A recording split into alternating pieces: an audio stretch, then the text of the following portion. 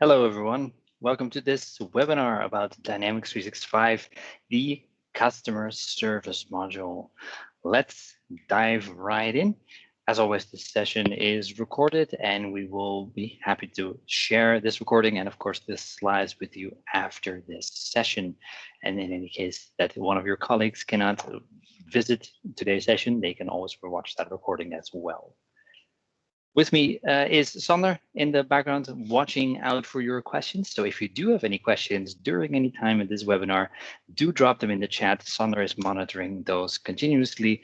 And as they pop up and become relevant, I'll be sure to take those questions as well and answer them for you. So without further ado, let's get started. Let's take a quick peek at why having good customer service in the first place. Sounds a little bit of a weird question, perhaps, but it's perhaps good to get to know anyway.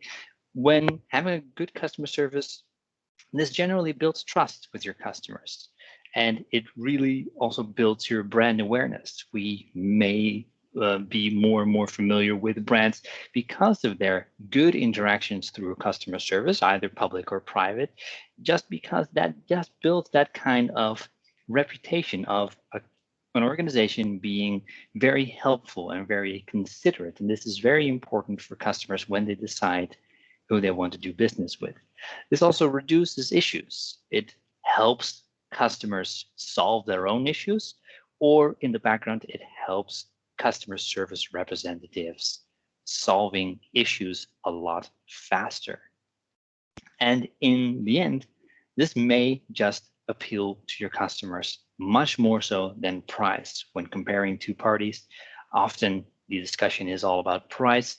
But when we're looking at customer service, I know for sure that I would prefer an organization that might be a few euros extra, but does have that better customer service. Because in the end, I'm engaging with the kind of a service that I would like to be like to be handled properly rather than always be dismissed. Dynamics 365 customer service is a great product to use to service your customers, or of course, the customers of your customers. As us being Dynamics 365 partners, Dynamics 365 customer service is already a great thing for us to use to service our customers.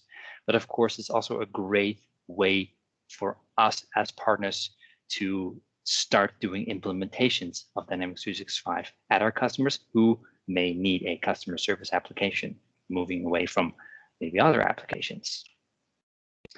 Let's take a look at Dynamics 365 customer service and what it is built up of and what really the keystones are there.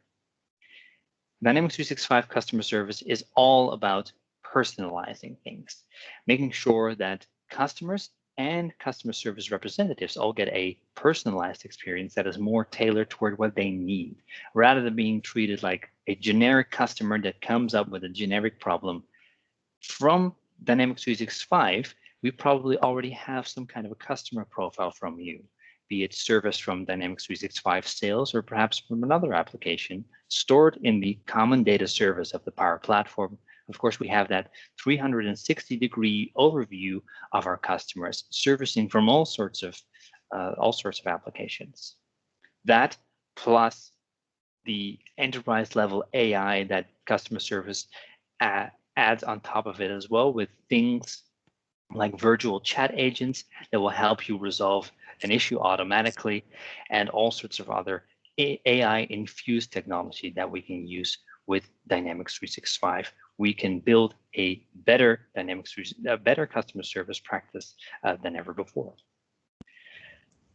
It's all about empowering people. This really moves the story a little bit away from the customers and more towards the agents, where we want to empower those agents to do their work even better, making sure that they have access to all of the right knowledge and all of the right tools at any given time to make sure that they can do their work very well.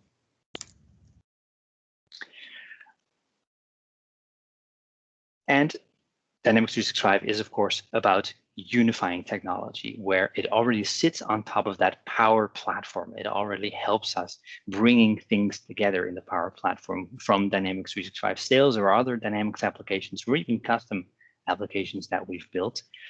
Dynamics 365 customer service brings that complete customer 360 view to a complete set yet again. Opening up a customer card, you will always be able to see all of the things that are going on for those customers, be it from sales or from a customer service perspective, or perhaps even in a different point of the life cycle.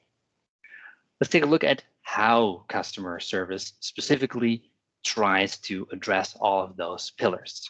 For empowering people, that's primarily what we're going to be looking at today, the behind the scenes, if you will. What do customer service representatives use to engage with the customers, to work on the customer process? So these are things like case management, knowledge management, scheduling things, working on contracts and agreements, making sure that you have a dashboard so you can have insights into all the things, and really getting that 360-degree view.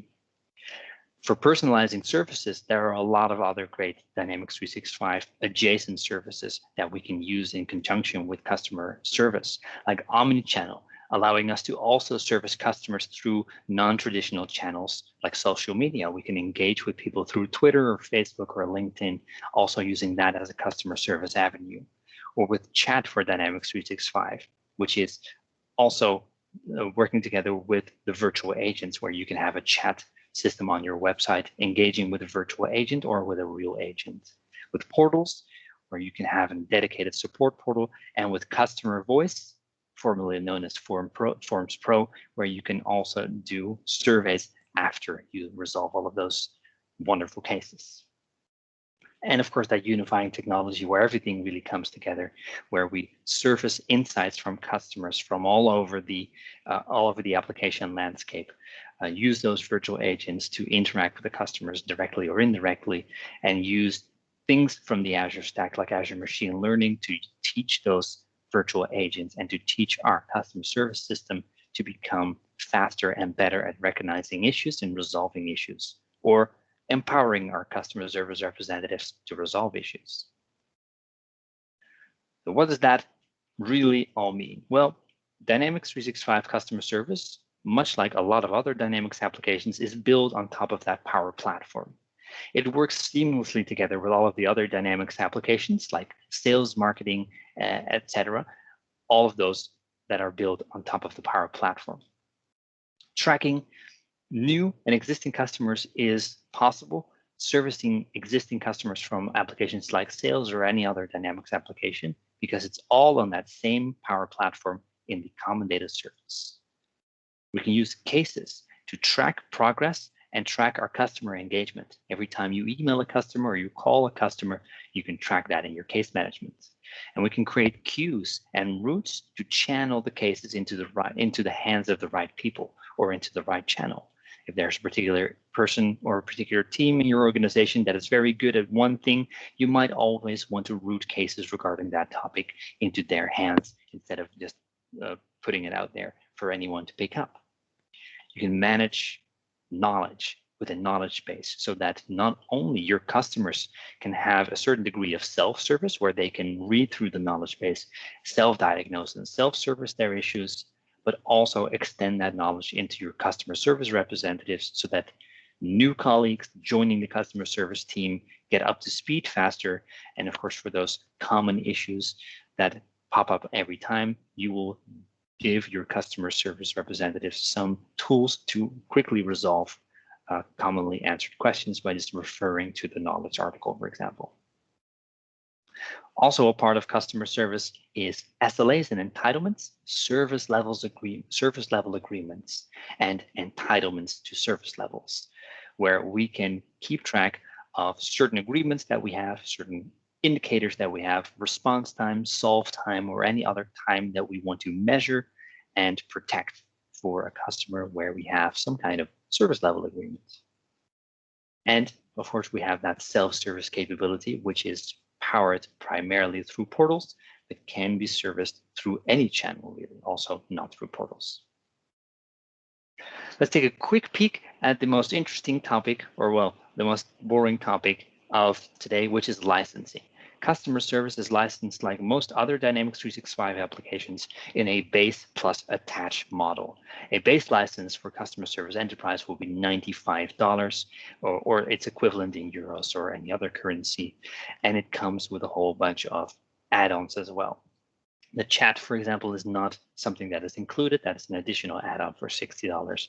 Or digital messaging is also another add-on. And the service agents, the virtual agents, are another add-on that you have to stack on top of the chat, for example. There's also customer service enterprise over here for $50, which is of course significantly lower than the enterprise function, which services all of the great core features of customer service that we'll go over today, but there's some functionality missing. For example, the service level agreements, engagements, the chat functionality, and all of the AI functionality is not there. But the customer service professional is still a solid offer to take on board as a basic customer service organization. Just as a big picture, here is where it fits in the entire customer engagement overview in all of those apps, where we have those base licenses, which are all roughly 95 euros with a slightly more expensive one here and there, and attached one. So you could combine, for example, sales with customer service. If you buy both, you can buy sales as a base license for 95, and then you can buy customer service as an attach. That will save you a whole load because the total price will only be 115. That is great if you have an organization which has people that span across multiple disciplines. Now let's take a look deeper at cases. A case can be anything you define it to be, but by default it's defined as an incident or an issue or a question or some kind of a failure that has occurred that the customer reported to you, or maybe you noticed it yourself, or someone internal noticed it, or perhaps the case was created automatically. Using the IoT, the Internet of Things connection, for example, we could have a device that reports its own failure to us in Dynamics 365 customer service. So this could be coming from any avenue, really. The business process flow will guide a customer service representative through the entire business process for the entire duration of the case, all the way from identifying the source or identifying the root cause to preventing to fixing the issue, all the way down to resolving the issue permanently and perhaps even preventing it from occurring again. We can assign cases to specific users or to an entire team so that anyone in the team can pick it up. And we have essentially three primary states for the case, which is active, resolved, and canceled. The case is active while it is still unsolved, and then eventually it can move into resolved as it is resolved, or it can be canceled if for some reason the case is no longer relevant. Well, that was a whole lot of slide work. Let's actually take a look at something now. Here we have Dynamics 365 Customer Service Hub open. The Customer Service Hub looks like any other Dynamics 365 application with the menu on the left-hand side and the rest of the field sort of in the middle. We have on the left-hand side here our accounts and our context, like we're familiar with from all of the other Dynamics 365 applications, but this time we also have cases. Cases is essentially what it is all about in Dynamics 365 customer service. We can have a new case coming in, we can create it just like any other record, give it a title. So let's say my printer keeps overheating or is very hot. Let's make it a little bit simpler. Is very hot to the touch. Let's just make it as unambiguous as possible. It's very hot to the touch, which can be in a particular subject, which we can predefine. So this could be a particular service, a maintenance, perhaps which customer reports this. So let's say that the AdventureWorks company services. Immediately, the information from the customer is serviced to me here in the case. I can specify how it came in, so via phone or via email, or as you can see, from Facebook or Twitter, or an IoT event from an Internet of Things perspective. And if it's about a specific product, we can select that product right here. So they're talking about a printer. I think it was this printer, so I can immediately pick that printer. So we can start linking those things together. I can type a quick description here, and as soon as I'm happy with that, I can go ahead and save it. Now that I've saved it, we have that activity timeline, just like we have for many other things inside of Dynamics. So if I ever have a call with this customer or an email, I can log all of those things here. Clicking on the plus icon, I can send a new email to this customer, make a phone call to this customer, and it will all be logged here, as well as be logged on the customer account page, of course.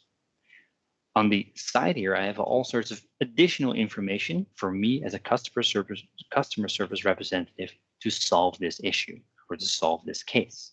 We can see similar cases that have been recently created to maybe help us identify a problem pattern. We can surface the knowledge base here. We can see some articles from the knowledge base, or here we can find even more similar cases, all based on AI. It will try to detect the current case, all sorts of similarities, and it will surface all sorts of similar cases, so we can quickly come to a resolution.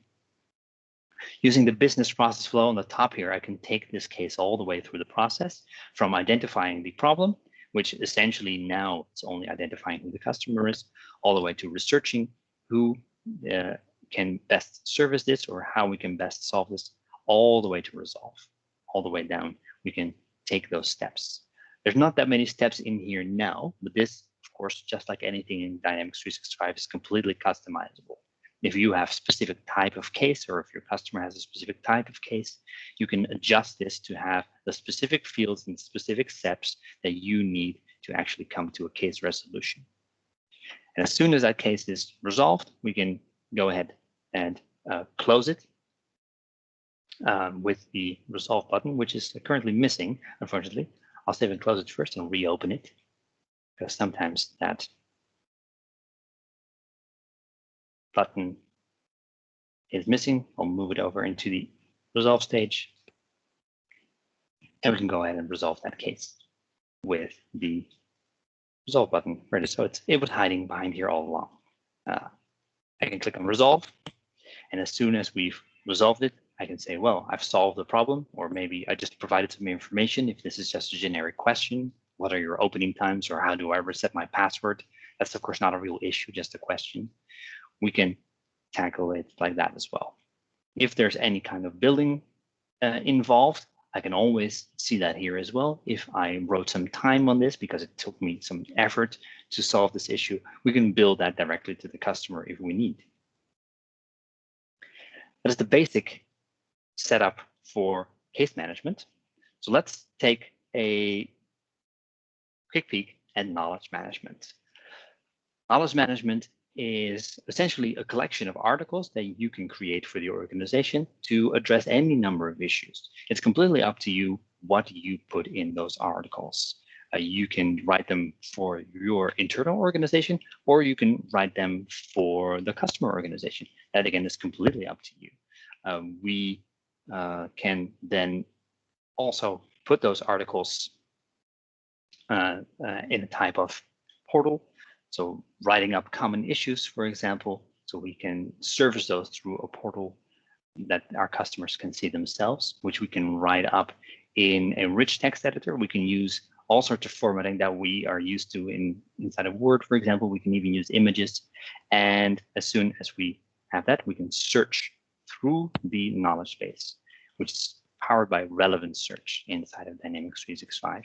So that is not just searching through the articles themselves, but also searching through the text with partial matches and fuzzy matches, as that's called, where you can automatically find relevant articles rather than just finding articles which contain the exact same text.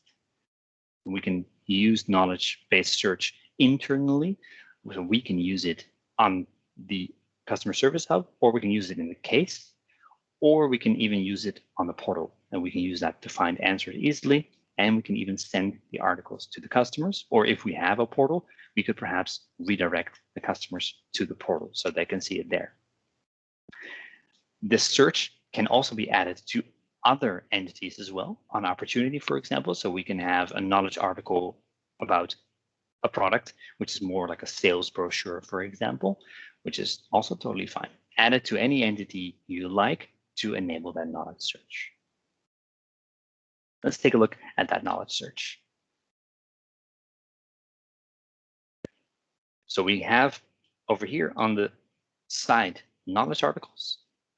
We already have some articles here. You can see we have some articles about booking travel or claiming damaged or defective products.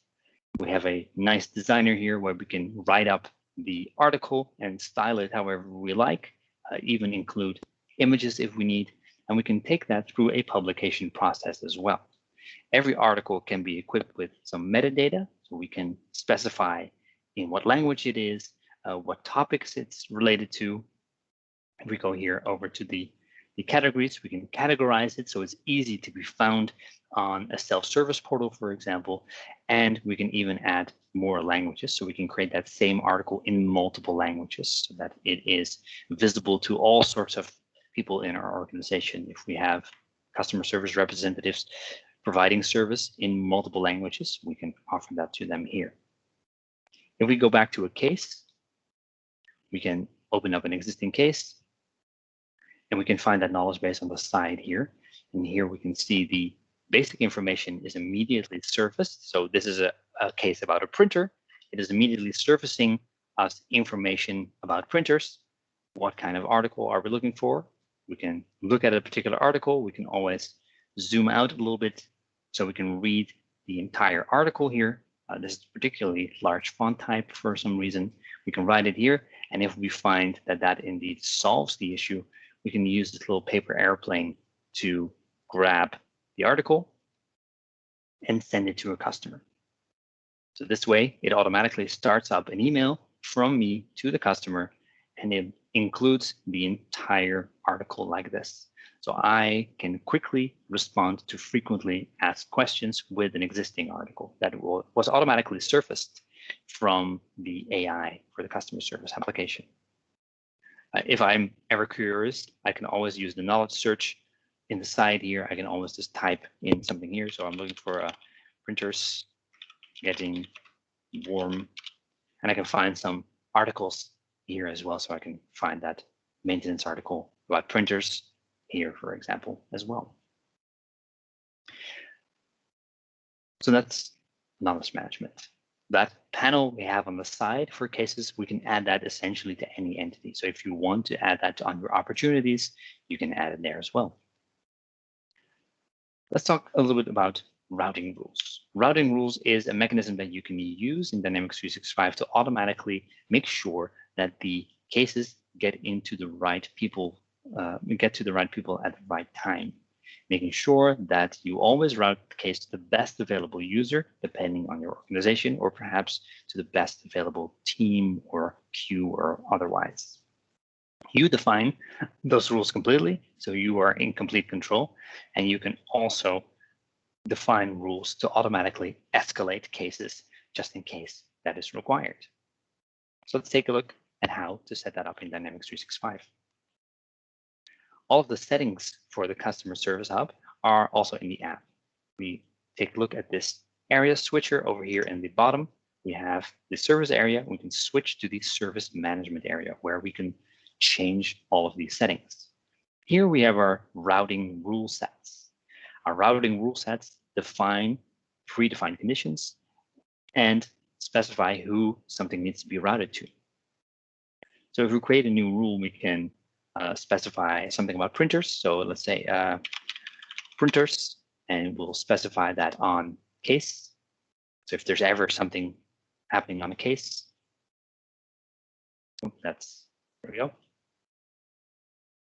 We can define a rule item here and specify here the criteria. So if the product on a case, for example, equals, and then we'll select a few printers. So this one and this one. So if these two, so if it's about the assembly wizard or the maestro, then we'll go ahead and assign it to a specific user or a specific team, and I'll go ahead and select that user or team here. So I'll just select Eric here because I know that Eric has all the information about the assembly wizard and the assembly maestro. And I'll go ahead and save and close that, and I'll activate that right now. And that becomes effective for any new case that comes in. For existing cases, it doesn't update them automatically, but you can change them if you want. If we go over to a case, we'll open up a new case. So I'll say something is stuck in my assembly wizard for this customer, and here on the product, I'll just pick that assembly. I'll have to make sure that I'll pick the right one. It doesn't matter. And then we can choose this save and route button instead. So I'll just go ahead and save and route to make sure that it's always set to the correct person. So it's going to route that now for me, and it'll reassign that case to Eric in this case. So it'll pop up in Eric's feed. It doesn't actually change the owner, but it will automatically pop up in Eric's queue, as that's called. So we can go and see that over here on queues. But I'm not Eric, so I'll have to sign in as Eric for that. But we can take a look at that with an existing rule, for example. So we go over to service management. Again, we also have a routing rule here for armbands. That's an existing one. And I have that specified to automatically queue that to, or route that to a queue called armbands. And we can see that effective here. If we go over to service, we can see our queues. And I have I go over to all the queues. I can see those are now in the queues. I can even specify the specific queue here, the armbands queue. There will be a case in there as soon as I have a case about armbands. So if we create another case, band is broken for this customer, and it's about this armband. I save and route that.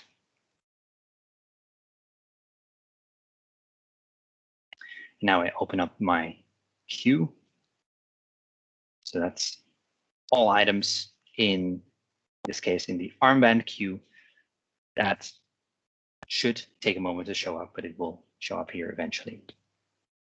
I won't let us wait for that. That's a little bit, it might take a few minutes. So what are queues? Well, queues are essentially ways for you to organize and prioritize and monitor the progress of your work. Rather than assigning a case to a particular person, you can put it in a queue so that there's a team of people that could look at it and could pick work from the queue.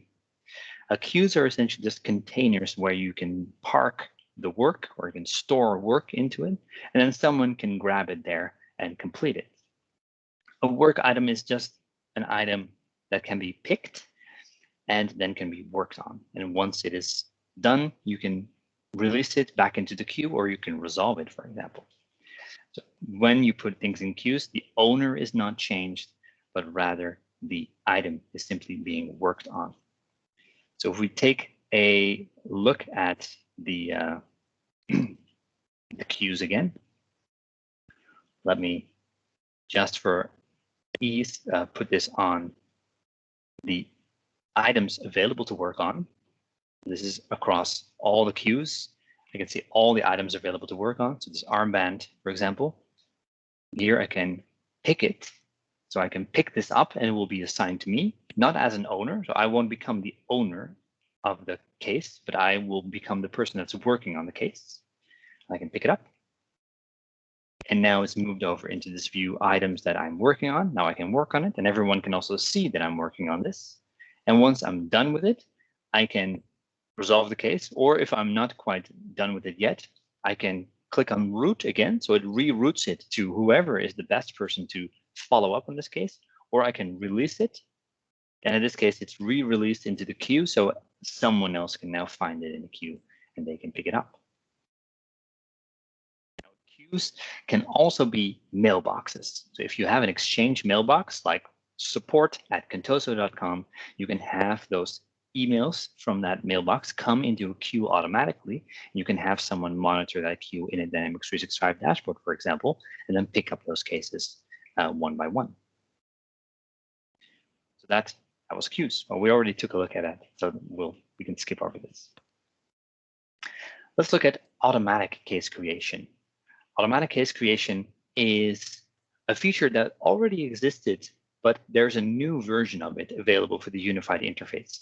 And that functionality is called automatic record creation, because you can create so much more than cases, but we'll focus on cases today. This is something that you'll have to take care of if you are still on the older automatic case creation rules, though. The classic rules are still available. If you've created them prior to the unified interface, you can still see them, but you'll have to upgrade them to the new version if you want to keep them in Wave 2 going forward. Because the new rules cannot be edited in the unified interface, they can only be edited in the classic web client, which of course is a deprecated functionality. It's going away in Wave 2. So if you want to keep using these rules that you've created, you'll have to upgrade them. There are migration tools coming in Wave 2. If we open up this link, we'll share these slides, of course, so you can also all click on this link. If I were to open that up here, there is a migration application coming. So in Wave 2, I'll take you to the screenshot here. In the Customer Service Hub, you'll get this extra option here, the migration option, so you can migrate those automatic record creation rules and also SLAs from the old version to the new version. You can select which ones you want to migrate and which ones you want to leave behind. That's very important. If you're already using that functionality today and you're moving to the unified interface, which we all should be doing, that is something you have to keep in mind. Now let's look at how that works today in the unified interface. We can use automatic case creation or automatic record creation to create cases automatically determined on some kind of an activity that's coming in. An email or a phone call or something that's coming in will automatically result in a case. We can leverage the existing queues that we already have, or we can just monitor activities arbitrarily. We can then use Power Automate to finish up our actions after the case has been created. Previously, Dynamics 365 itself always creates the case, but in the new interface, we're leveraging the full capabilities of the Power Platform, and Power Automate creates the actual cases for us. Plus, we can use all of the other possible things in Power Automate to do even more.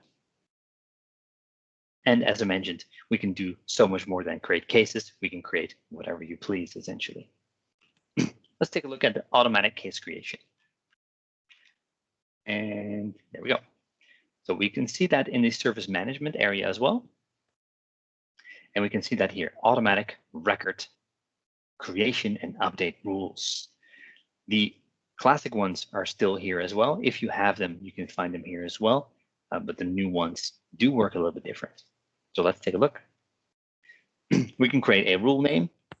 So let's say incoming sale service emails. We can pick a particular queue to monitor. So if we do have a particular queue, the armband queue here, for example, or any other type of queue, we can put that in here. If we wanted to create a queue for a mailbox specifically, we can go over to queues, and we can create a new queue there for a particular mailbox. So if you have a shared mailbox, a support box, for example, you can say support mailbox, and I'll just say support@contoso.com, and I'll set that to all email messages. And as soon as I save that, it will create a new mailbox record for us as well, which we can use in server-side synchronization. So if you have server-side synchronization set up, you can now use this queue as well to automatically ingest all email that's coming into this shared mailbox, for example. Then we can leverage that with an automatic creation rule. So let's create another rule. Let's say support mail. We pick that queue. So support. Let's monitor for emails coming in. If other objects are coming into that queue, phone calls, for example, it will ignore those for now. And that's it for now. Let's save it so we can proceed with the actions. So we'll go ahead and add an action to take. What's going to happen when an email comes in? Well, first it has to pass one of our conditions. So say main, let's call it a default, and we'll have to add a condition. We can also just leave it blank. That means all cases, all incoming emails are converted, which is probably not what you want. So you might want to have a little check here. So you might want to say, well, the email message, it contains a certain something, or it's from a certain person. It's from contact from, let's go from. I'm typing, but it's very slow for some reason. From, let's go. No, that's a relationship, sorry. I should pick it as an easier field. Let's say the description contains something. Just a very simple, contains hello. A very simple example, of course, a little silly example. Then we want to convert it into the case or anything else really. Now I can click on Save and Open Power Automate, and it will open up Power Automate for me. And then we can see what happens as soon as that email comes in and it meets those criteria. This flow in Power Automate will be kicked off, and it will automatically create that case for us. So I will connect with my common data service, and it's automatically clicked this together for me. So when an incoming email is coming in, it's going to identify who it is. Then it's going to check if that's an account or a contact. Then it's going to create the actual case. So we see that here. We see all of these things are already done, and then it will also connect those two things together. So it will connect the email to the case, and then we can add additional steps if we want. This is completely optional to add additional steps, but just like that, we have created a flow that will automatically ingest emails from a particular queue into Dynamics 365, provided that it meets these criteria. That's already clear. So go ahead and save this. I think it's already saved. And I can close it. And then I mustn't forget to activate it, because if it's not active, it doesn't do anything. And now, as soon as emails start trickling in, we automatically get those into a case. So that's automatic case creation. Let's take a look now at service level agreements. Service level agreements have also been renewed. That also used to exist in the web client, in the classic web client, but there's also a new version of this in the unified interface. The same applies here as for the automatic record creation. If you are still using the old one, you already have existing service level agreements, you have to migrate them into the new one for them to keep working after wave 2. So please do consider that. Consider using that migration tool, which will become available in wave 2, to migrate your SLAs into the new way of working. If you still have those classic ones, they will continue to work for a while, but eventually you'll have to migrate them to the unified interface. Because things are a little bit different in the unified interface, let's look at how they are different. Let's first look at what is a service level agreement. A service level agreement starts with a key performance indicator, a KPI that you define that measures something from the case. For example, it measures your first response time, or it measures your resolve time, or any time really. You can measure something on the case. You can define the working schedule and the holiday schedule so that these KPIs can be counted only in specific times. If you have a first response time agreement with your customer that you always respond within a business day, for example, then it would be nice that if a customer creates a case at night, that of course you don't have any obligation to respond until the next business day actually rolls around. So that's why you can define your holiday schedules and your working schedules. You can define specific SLAs or different SLAs for your KPIs. So you define the KPIs once, but then you define the actual targets for the KPIs for different SLAs. So you could have a bronze, a silver, and a gold SLA, where the first response time might be a business day, and then 4 hours, and then for a gold SLA, it's 1 hour, for example. That's completely up to you and configurable. These targets can then also be visible on the actual case entity or on whatever entity you want to apply the service level agreement to. You can add conditions to the KPIs as well. Using Power Automate, what should happen when the condition is met? So when the KPI is met within time, or when it's over time, you can define all sorts of actions there.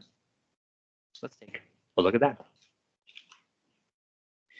We start here in the section, in the service management section. We have our service terms here, where we start by defining a KPI.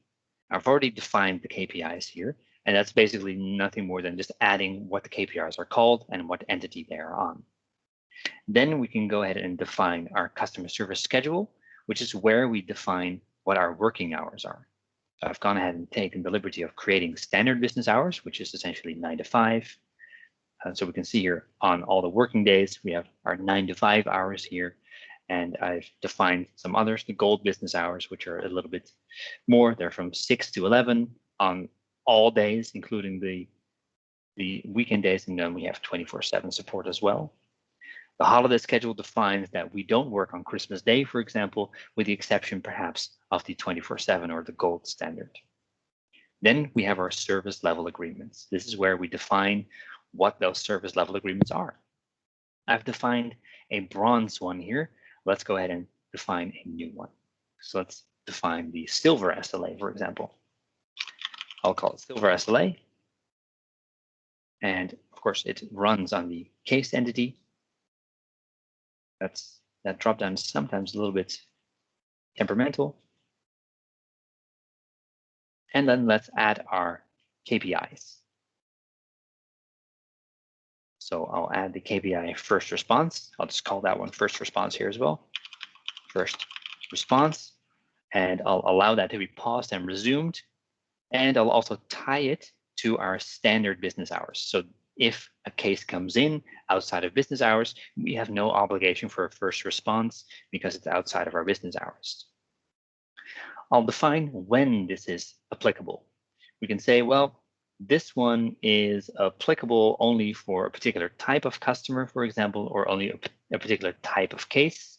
So we can say case type equals problem and request. So it's not relevant for questions, for example. And then I can define what the success condition is. So when is this KPI considered a success? Well, I'll say the status. No, wait, this is first response. So I'll say send first response. And first response. Difficult to search in this thing. There we go. First response sent equals to yes. That's just a Boolean field, a checkbox field. You can tick it a yes and no. So this is a success once this has been set to yes. Then I can define the actual targets. So the failure target is the failure after is actually the target field. So this is something you want to set to, for example, 8 hours. Now these are 8 business hours. It is always in respect to the business hours you specify here. If you don't specify any business hours here, then it's 8 actual hours. But now, because we've defined our business hours, this can be 8 business hours. So if you create a ticket an hour before we close, that's going to be 1 hour. And then the following morning, it will reset, it will restart counting, and then we still have those 7 hours remaining. We can also add a warning after, let's say, 4 hours. And that's just something internal. We can alert people that, hey, this case is still not responded to 4 hours. That's quite unusual. Someone could please take a look at it. As soon as we've saved that, we can define the actions. So we can go ahead and configure actions here. And again, it will open up Power Automate, just like it did for our automatic case creation. And this is where that new part comes in. Because previously, this was all done by workflows in Dynamics, but now it's all done by flows in Power Automate. And we have some things we don't have to modify here. So the trigger, and then we have a switch. So we can perform some actions when, for example, the case is near non-compliance. That's that warning signal. When it's succeeded, we can do something. And then when the case is non-compliant, we can do something. So we can do 3 distinct actions here. If we take a quick peek at the SLA I've already defined, we can see some, let me just close this. We can see what you could perhaps do there. So let's go and open up the bronze one. And this one is already active, so it's actually running. And we have this first response. And we can see the warning time is on 1 minute, but that's a little bit much. So I forgot to enter that one. We can see the failures after 8 hours. So the case, I cannot edit it right now because it's active. So I'll have to deactivate it first to edit, but I can still find it in Power Automate. So if I go over to my default solution, because they'll store these flows in the default solution, which of course is bad, as everyone knows. You should never store something in the default solution, but there you have it. Let's go over to my flows, and here we can see the service level agreement flows that it automatically created. And I believe it's this one for my bronze SLA. And we can see that when it ran, etc. And we can also just edit that here, just like any other flow in Power Automate. Oh no, perhaps this is not the one. This looks like it's new. It's 1 day ago, then it should be this one.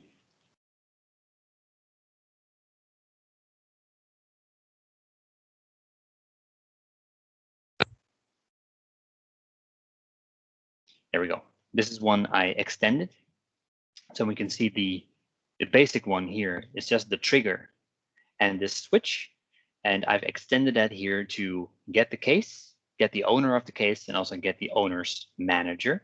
So I used retrieve record here on the trigger here. We'll get the case, so I can use that one to look up the case. Because now I have the case, I can also look up the owner. And because I now also have the owner, I can look up the owner's manager. And I've then configured it as such. If it's near compliance, I'll use this action to send an email to the owner of the case that, hey, this case is near non-compliance. If it's a success, I won't do anything. But you could use this to, for example, send a survey using Forms Pro or Customer Voice, as it's now called. And when it's non-compliant, I'll go ahead and send an email to the case owner as well, but I will CC their manager so that their manager also sees that. I could, of course, also use this to just escalate the case. So we can use all sorts of Power Automate actions in here. So let me use the current environment connector from the Common Data Service. I can update a record using the update action. I want to update the case, for example. And then I want to plug in the case we already have, so I can just use the case here from the get case action. I'll grab the case, and then I have a field that is called is escalated, and I will set that to yes. I will automatically update the case. So now this case gets escalated. Escalate case. So when it's non-compliant, it will automatically escalate the case. And that's the power of Power Automate. I can do pretty much whatever I need based on all of those great actions that are available through Power Automate. So whenever this is applied, we can see those effects. So let me close this up and let's go over to our service area for one more time, and let's go over to our cases. Let's create another case, and this time let's pick a customer that has an SLA. We can type in another title. So get me some help. And that is for the A Datum Corporation. And I'll pick an entitlement, which is their bronze SLA, and I'll go ahead and save that.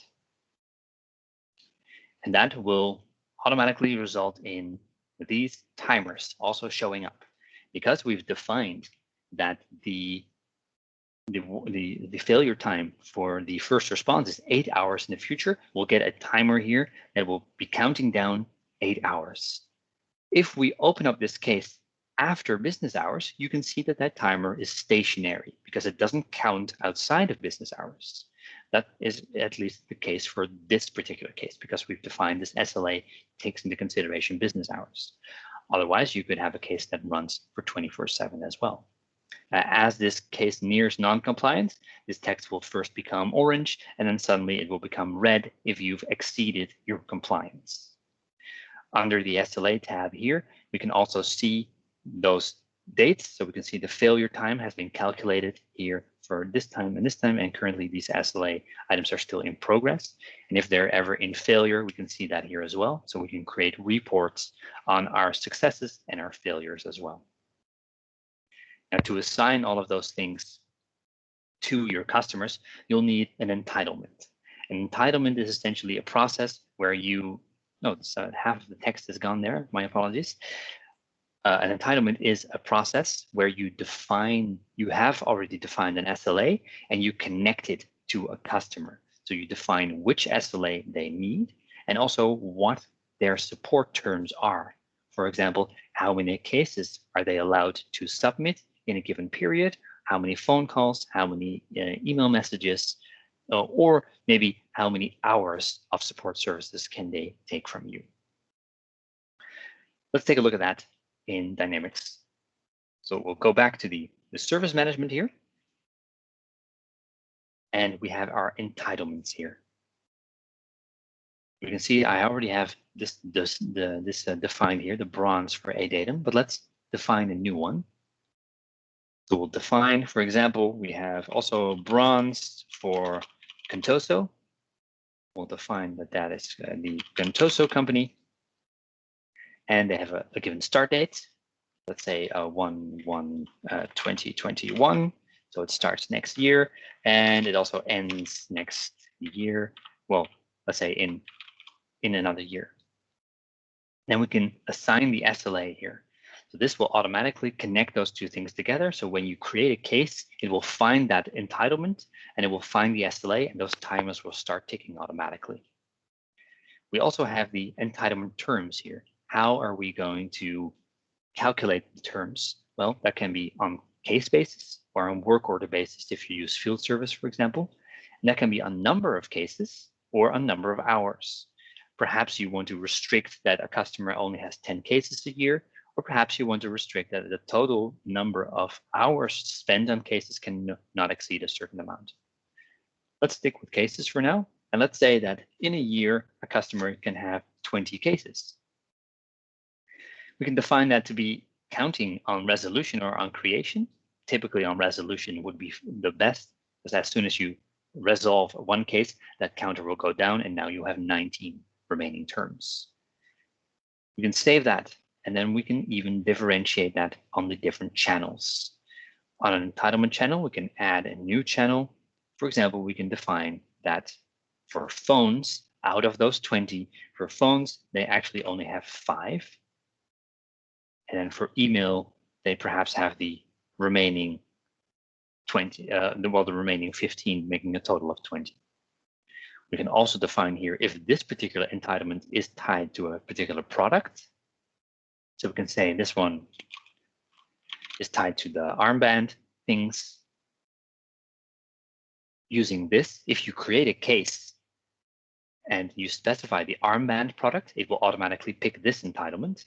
But perhaps this customer has a separate entitlement for different products. So even a single customer can have multiple entitlements based on multiple products, for example. They might have a bronze entitlement for their armbands, but they also have some tablets. And on the tablets, they have a bronze, or not a bronze, but a gold entitlement because they're using the gold SLA there. You can define it just like that with all those different entitlements. Even restricting it down to the contacts. For example, if a standard contact at your customers comes in and creates a case, that will be the bronze SLA. But maybe if a executive creates a case, that could be the gold SLA. You can differentiate that automatically. So we'll go ahead and save this. And just like everything else, you have to make sure to activate it. If you don't activate it, it doesn't work. And as soon as that's active, you can also mark this one as being the default one if you want, but that only really works if you don't have any products specified. Then it can just be the default one that is always assigned. But now for the Contoso assembly, if we go ahead and create a new case, so I'll just pick the customer here. That's Contoso assembly. Then over here on the entitlements, now I can't see anything because they don't have any default entitlements. But if I go for that armband, I can see that they, I sure hope that, oh, wait, I have to make sure I fill in the origin as well. And this is, of course, the demo effect. It never works when you try to show it. But it should work. Nope, and of course it doesn't work now. I may have overlooked something. Maybe this is a different Contoso assembly because I have so many in my environment. Well, let's end on a high note with something not working. Oh, of course, my mistake. The SLA doesn't start until January the 1st. That, of course, is completely obvious to most of you who were already shouting that at the screen, but I completely missed it. We can see for this particular customer, though, I already have an entitlement associated here. We can see the entitlement here, which is based on their settings. I don't have a product selected here, so it defaulted to their default SLA. And we can see this timer is actually nearing expiry. So it's already becoming orange. And as soon as it's over the expiry, then my flow in Power Automate will kick off and it will send me that email to remind me that my case has expired. With that, we've taken a look at various elements here of customer service, and we have also run out of time. So this would be your opportunity to ask questions. Let me open up the chat window to see if there are any questions. I don't see anything